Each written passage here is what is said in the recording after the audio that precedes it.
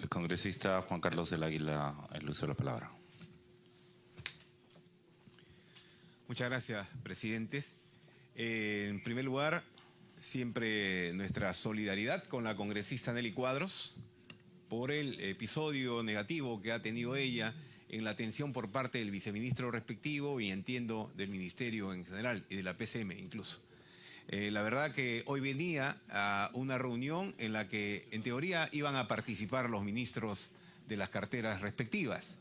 Y veo que no es así. Celebro y saludo la presencia de los señores viceministros, de los jefes de los organismos de supervisión y control, pero entendemos que el Congreso tiene que hacerse respetar cuando se convoca a un ministro de Estado. Ellos tienen la obligación de estar presente al margen de la agenda que puedan haber tenido con anticipación definida. Pero en fin, es un asunto que ustedes como presidente deben definir.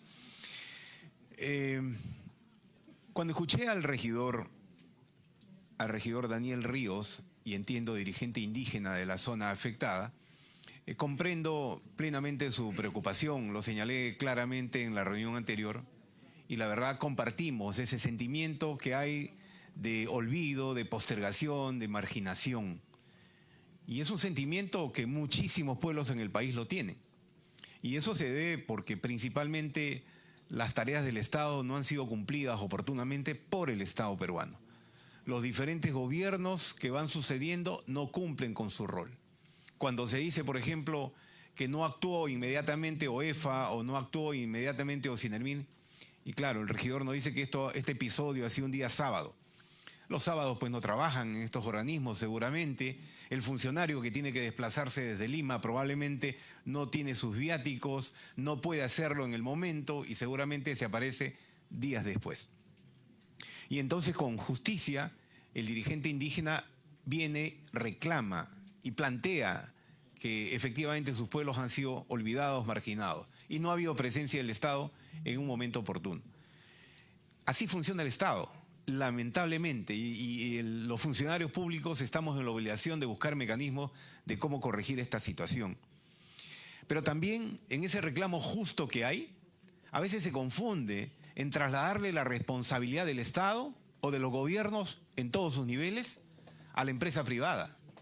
Cuando la empresa privada sufre, por ejemplo, porque sufre también un episodio como este, cuando es evidente, porque hay además noticias nacionales de que ha habido un movimiento de tierras que han conllevado al desplazamiento de las mismas y a la rotura del ducto, hay que evaluar bien OEFA o Cinermin a qué se le atribuye o de qué manera se le atribuye la responsabilidad a una empresa cuando esto es un fenómeno natural, que evidentemente hay que prever eso. Yo no sé hasta qué punto allí OEFA, por ejemplo, desarrolla acciones de prevención. Probablemente dirán, no es nuestro rol.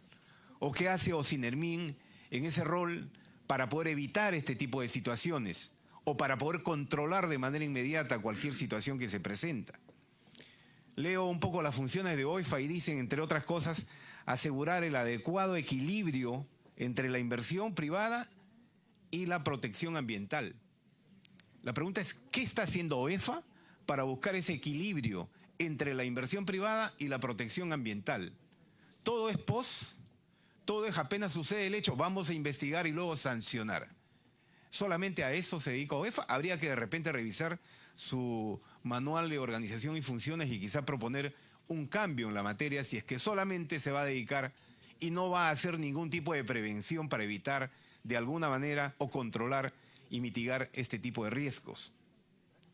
Entonces reitero, presidente, que no se confunda en trasladarle a la empresa privada lo que es la obligación del Estado, atender las necesidades urgentes, humanas, de los pueblos que están alrededor de esta zona de influencia donde ha sucedido este hecho.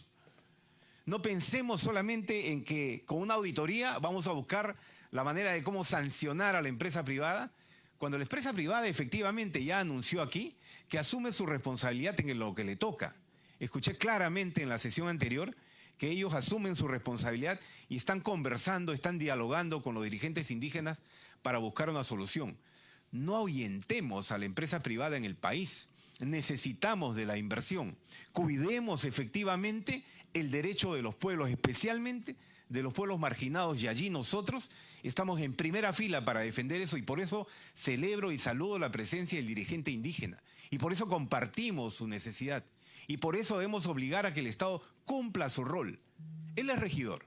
¿Qué está haciendo la municipalidad distrital o qué ha hecho la municipalidad distrital para atender prioritariamente las necesidades de ese pueblo? ¿Qué está haciendo la municipalidad de la provincia? Entiendo, de la Concepción, creo. O la Convención, perdón. ¿Qué está haciendo el gobierno de la región Cusco? ¿Qué está haciendo los diferentes niveles de gobierno? Entonces, presidente, concluyo señalando claramente que las responsabilidades efectivamente tienen que definirse.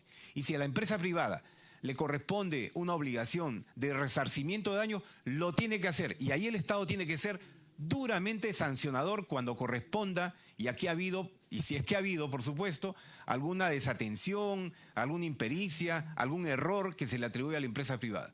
Pero reitero, no le traslademos responsabilidades al sector privado cuando le competen en todo caso al Estado peruano. Muchas gracias.